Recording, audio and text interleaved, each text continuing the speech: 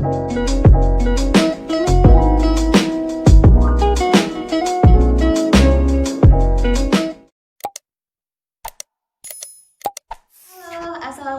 warahmatullahi wabarakatuh. Perkenalkan, nama saya Desi Agustina, NIM 1905076051. Saya merupakan mahasiswa dari Prodi Pendidikan Bahasa dan Sastra Indonesia dan berasal dari Universitas Mula Warman. Seperti video-video sebelumnya, Desi kembali menjelaskan mengenai materi dari apresiasi puisi. Kali ini kita masuk ke pembahasan mengenai ketidaklangsungan ekspresi puisi, di mana materi ini sebelumnya telah dijelaskan oleh kelompok 7. Untuk mempersingkat waktu, yuk langsung stay tune di video selanjutnya. Kita akan masuk ke pembahasan pertama mengenai ketidaklangsungan ekspresi puisi. Salah satu ahli yang bernama Theo pada tahun 1983 menyebutkan bahwa analisis struktural yang digabungkan dengan semiotik maka disebut dengan strukturalisme dinamik. Kemudian, dipandang dari sudut sastra, bahasa merupakan sistem tanda tingkat pertama dan sastra merupakan sistem tanda tingkat kedua. Mengapa demikian? Karena bahasa merupakan lambang bumi bagi masyarakat. Oleh karena itu, sastra terikat oleh bahasa. Nah, dipandang dari segi konvensi, bahasa sastra merupakan konvensi tambahan, yaitu konvensi tambahan di samping atau di luar konvensi bahasa. Ini menurut Preminger pada tahun 1974. Ketidaklangsungan pernyataan puisi itu menurut Rivatere disebabkan oleh 3 sebab. Yang pertama itu ada penggantian arti, yang kedua ada penyimpanan arti, yang ketiga ada pencipta. Oke, kita akan masuk ke pembahasan penggantian arti. Pada umumnya, kata-kata kiasan menggantikan sesuatu yang lain, atau bisa kita samakan juga dengan metafora. Dalam penggantian arti ini, suatu kata atau kiasan tidak berarti makna sebenarnya. Misalnya nih, dalam sajak Khairil Anwar yang berjudul Sajak Putih, salah satu baitnya ada yang berbunyi, "Dihitam matamu kembang mawar dan melati." Nah, mawar dan melati di sini adalah metafora dalam baris ini, yang berarti sesuatu yang indah atau cinta yang murni. Jadi bisa kita ambil kesimpulan, dalam mata kekasih si aku ada sesuatu cinta yang indah atau cinta yang menggairahkan dan murni, seperti keindahan bunga mawar berwarna merah dan melati yang berwarna putih yang mekar. Kemudian kita ke pembahasan selanjutnya, yaitu mengenai penyimpangan arti. Dikemukakan oleh Rivatere, penyimpangan arti ini terjadi apabila dalam sajak itu ada ambiguitas, kontradiksi, dan nonsense. Kita akan bahas satu persatu. Yang pertama itu ada ambiguitas. Dalam puisi, kata-kata, frase, dan kalimat sering ditafsirkan ganda.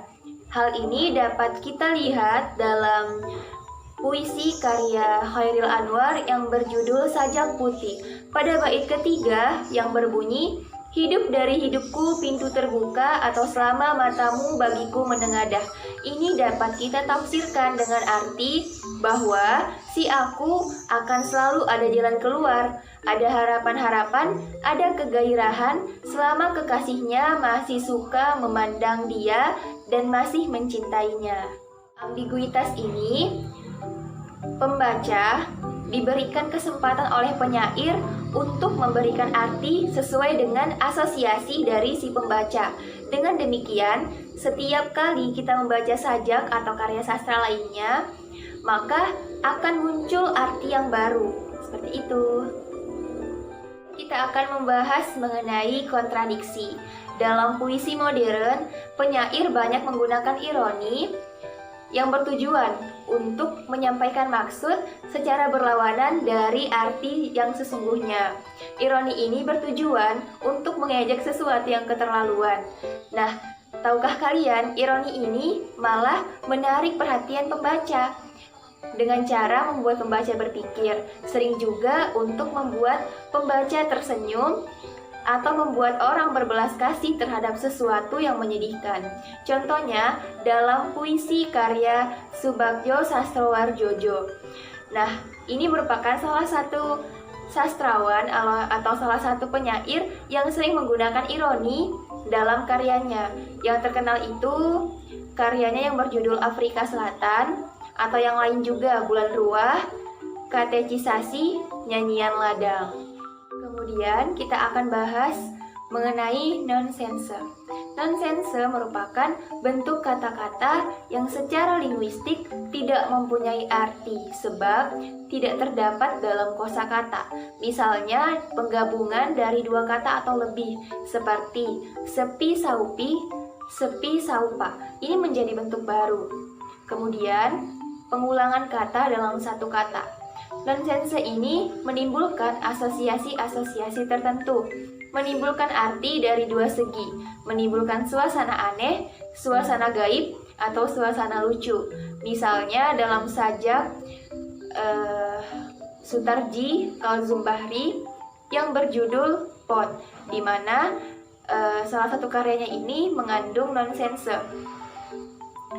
Itu dapat kita lihat pada bait yang berbunyi potapa, potitu, pot kaukah, potaku. Dan kita masuk ke materi terakhir, yaitu mengenai penciptaan arti. Bila ruang teks atau spasi teks berlaku sebagai prinsip pengorganisasian untuk membuat tanda-tanda keluar dari hal-hal ketatabahasaan yang sesungguhnya secara linguistik tidak ada artinya. Misalnya, simetri rima, enjambment, atau ekuivalensi makna, atau semantik di antara persamaan-persamaan posisi di dalam bait homologues. Dalam puisi, sering terdapat keseimbangan antara simetri, antara bait-bait atau antara baris-baris dalam bait. Homologues atau persamaan posisi itu misalnya tampak dalam sajak, pantun, atau yang semacam pantun. Semua tanda di luar kebahasaan itu menciptakan makna di luar arti kebahasaan. Misalnya makna yang mengeras, intensitas arti, dan kejelasan yang diciptakan oleh ulangan bunyi dan paralelisme. Misalnya pada bait sajak Krendra, elang yang gugur tergeletak, elang yang tergugur terrebah, satu harapku pada anak, ingatkan pulang apabila lelah. Dalam bait sajak ada persejajaran bentuk, menimbulkan persejajaran arti, bahwa bagaimanapun hebatnya elang, sekali-kali ia gugur, terletak dan terebah, begitu juga si anak akan lelah juga. Dan ingatlah akan materi yang tadi Desi jelaskan merupakan materi terakhir. Semoga video ini dapat bermanfaat untuk teman-teman semua. Desi mohon maaf bila ada kesalahan kata, pengucapan, maupun perbuatan. Desi harap teman-teman semua bisa selalu menjaga kesehatan. Jangan lupa pakai masker dan jangan lupa cuci tangan. Stay safe semua. Desi akhiri, assalamualaikum warahmatullahi wabarakatuh.